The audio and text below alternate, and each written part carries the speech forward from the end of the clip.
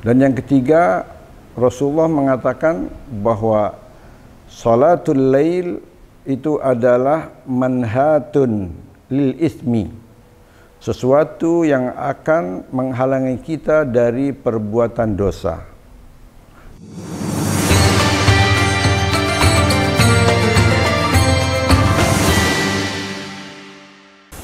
Assalamualaikum warahmatullahi wabarakatuh.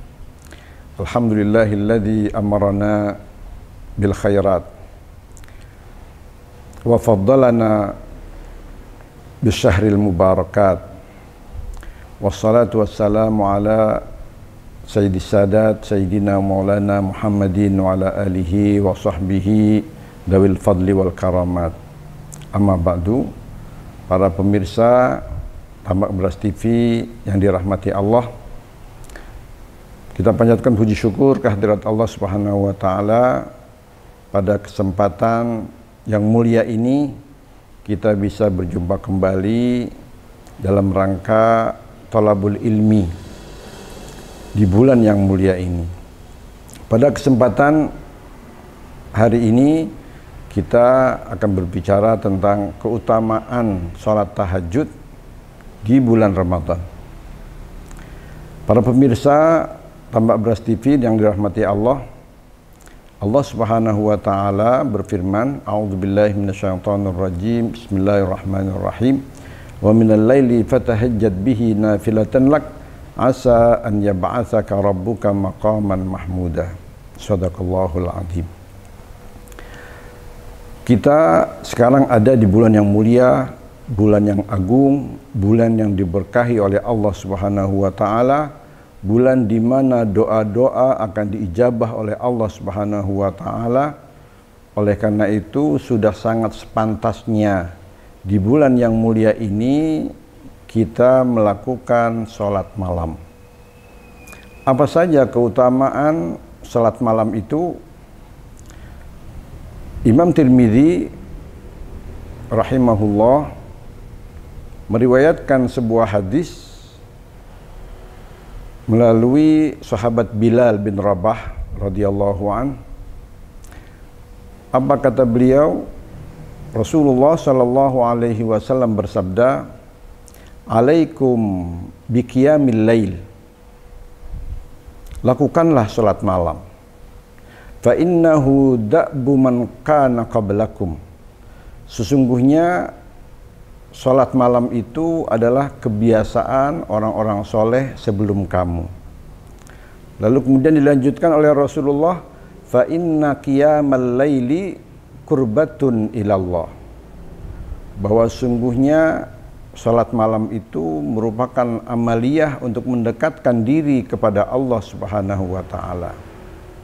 Dan yang ketiga, Rasulullah mengatakan bahwa salatul lail itu adalah manhatun lil ismi, sesuatu yang akan menghalangi kita dari perbuatan dosa. Lalu kemudian dilanjutkan lagi, salat malam adalah tathhirun lisayyi'at, takfirun lisayyi'at, yaitu amalan yang akan menggugurkan segala macam dosa. Dan yang terakhir, Rasulullah mengingatkan kepada kita akan keutamaan salat tahajud, yaitu matradatun lidda'i anil jasad, yaitu sebuah amalan yang akan bisa mengusir atau menghilangkan segala macam penyakit yang ada di dalam tubuh kita. Para pemirsa yang dirahmati Allah, pertama Rasulullah mengatakan kepada kita bahwa salat malam itu adalah da'bus salihina qablakum. Kita ketahui bahwa kita selalu memohon kepada Allah agar kita ini bisa dimasukkan golongan orang-orang yang soleh. Di dalam salat kita selalu memohon kepada Allah dengan kalimat Ihdinas siratal mustaqim. Ya Allah, berikanlah kami jalan yang lurus, beri kami petunjuk jalan yang lurus. Lalu kemudian mungkin kita nggak tahu apa yang dimaksud dengan jalan yang lurus itu, Maka Allah Subhanahu wa taala menafsirkan dengan kalimat siratal ladzina an'amta alaihim. Jalan yang lurus itu adalah jalan orang-orang yang telah diberi nikmat. Mungkin di antara kita masih menganggap bahwa jalan orang-orang yang diberi nikmat itu masih kabur.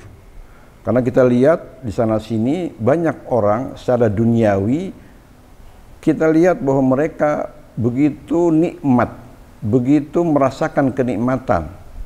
Maka agar kita tidak salah paham dalam memaknakan siapakah orang-orang yang telah diberi nikmat oleh Allah itu, maka di dalam surat An-Nisa Allah menerangkan kepada kita bahwa sesungguhnya orang-orang yang diberi nikmat oleh Allah Subhanahu wa taala bukan mereka yang diberikan harta, bukan mereka yang diberikan anak turunan yang banyak atau apapun bentuk-bentuk kemegahan duniawi. Tapi mereka orang-orang yang telah diberi nikmat adalah ulaikal ladzina an'amallahu alaihim minan nabiyyin wasiddiqin wasyuhada wassalihin. Orang-orang yang diberi nikmat oleh Allah adalah orang-orang yang masuk golongan para anbiya, para syuhada dan para salihin. Nah, kebiasaan orang-orang soleh sejak dahulu kala itu selalu mereka bermunajat kepada Allah di sepertiga malam. Maka ada ikhbar dari Rasulullah agar kita bisa meniru mereka, yaitu melakukan sholat tahajud di sepertiga malam. Lalu kemudian yang kedua, bahwa sholat malam itu adalah qurbatun ilallah, kata Nabi. Amaliyah yang akan mendekatkan diri kepada Allah Subhanahu wa taala. Kita juga sering mendengar dan mengetahui bahwa siapa yang mendekatkan diri kepada Allah sejengkal, maka Allah akan mendekatkan rahmatnya, mendekatkan ma'unahnya kepada kita, yaitu lebih banyak lagi, yang dikatakan dzira'an. Begitu seterusnya, ketika kita mendekatkan semakin cepat, mendekatkan diri kita kepada Allah semakin cepat, maka Allah pun akan semakin cepat menerima kita. Itu qurbatun ilallah. Ketika kita dekat kepada Allah, maka pasti Allah akan menurunkan rahmatnya kepada kita. Allah akan memberikan segala macam solusi dari masalah apapun yang ada. Terlebih lagi kita sangat membutuhkan rahmat Allah nanti di akhirat. Inna rahmatallahi qaribun minal muhsinin. Bahwa sungguhnya rahmat Allah itu dekat sekali dengan orang-orang yang melakukan kebaikan. Lalu kemudian selanjutnya Rasulullah SAW bersabda, mengingatkan pada kita bahwa salatul lail adalah manhatun lil ismi, yaitu perkara yang akan menghalangi kita dari dosa. Bagaimana tidak? Karena orang yang terbiasa melakukan tahajud, yang selalu bermunajat kepada Allah, dia selalu merasa ada kedekatan dengan Allah, sudah pasti dia akan meninggalkan segala macam hal-hal yang dilarang oleh Allah Subhanahu wa taala, bahkan bukan hanya sesuatu yang bersifat zahir, sesuatu yang bersifat rahasia itu pun akan ditinggalkan ketika dia merasa bahwa Allah Subhanahu wa taala tidak suka dengan perbuatan itu. Manhatun lil itsmi. Lalu kemudian dilanjutkan oleh Rasulullah SAW bahwa qiyamul lail adalah takfirun lisayyi'at, menggugurkan dosa-dosa. Sudah pasti ketika seseorang melakukan kebaikan-kebaikan, apalagi sholat tahajud, maka sudah pasti Allah Subhanahu wa taala akan menggugurkan dosa-dosanya. Innal hasanati yudhibnas sayyi'at. Bahkan dalam banyak hadis kita ketahui segala macam kebaikan yang kita lakukan dalam keseharian, maka kebaikan-kebaikan itu akan menggugurkan dosa-dosa kita. Tentunya dosa ini adalah dosa yang terkait pada Allah. Adapun dosa yang terkait dengan manusia, kita tetap harus minta maaf secara langsung kepada yang bersangkutan. Itu yang ketiga, yaitu takfirun lisayyi'at.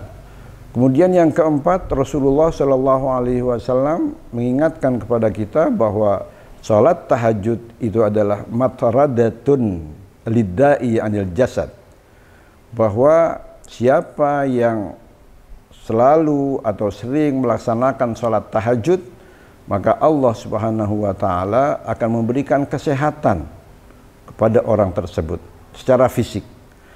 Bagaimana tidak, kita ketahui ilmu-ilmu kedokteran modern sekarang itu telah menyingkap bahwa udara yang paling baik yang ada di sekitar kita ini adalah udara di mana kita berada, yaitu ada di sepertiga malam. Suasana yang suci, yang sunyi, kemudian tidak ada polusi, maka itu merupakan keadaan yang sangat baik untuk kesehatan kita. Ditambah lagi ketika kita berkomunikasi dengan Allah, maka seluruh sel-sel yang ada dalam tubuh kita ini akan memberikan aura positif, dan ketika aura positif itu ada di dalam sel-sel tubuh kita, maka kesehatan akan ada pada kita. Mudah-mudahan kita termasuk orang-orang yang bisa mengikuti orang-orang terdahulu, yaitu da'bus salihina qablakum. Kita bisa meniru mereka, dan kemudian dosa-dosa kita bisa diampuni, kita bisa dekat dengan Allah, dan terakhir mudah-mudahan kita termasuk orang yang diberi kesehatan oleh Allah di dunia ini, karena memang kesehatan yaitu nikmat yang terbesar ketika kita hidup di dunia setelah iman. Mudah-mudahan di dalam bulan Ramadan ini kita bisa lebih meningkatkan ibadah kita, membaca Al-Quran, sedekah, wiritan, terlebih lagi sholat tahajud, yang mungkin di bulan-bulan sebelumnya kita belum melakukan. Mari kita lakukan. Mudah-mudahan Allah berikan kekuatan pada kita sehingga kita menjadi orang-orang yang diridhoi oleh Allah Subhanahu wa taala, dan kita betul-betul mendapatkan pengampunan dari bulan Ramadan ini. Demikian pertemuan kita pada kesempatan hari ini, mudah-mudahan bermanfaat. Wallahul muwaffiq ila aqwamit thoriq. Wassalamualaikum warahmatullahi wabarakatuh. Berapa menit itu? 11.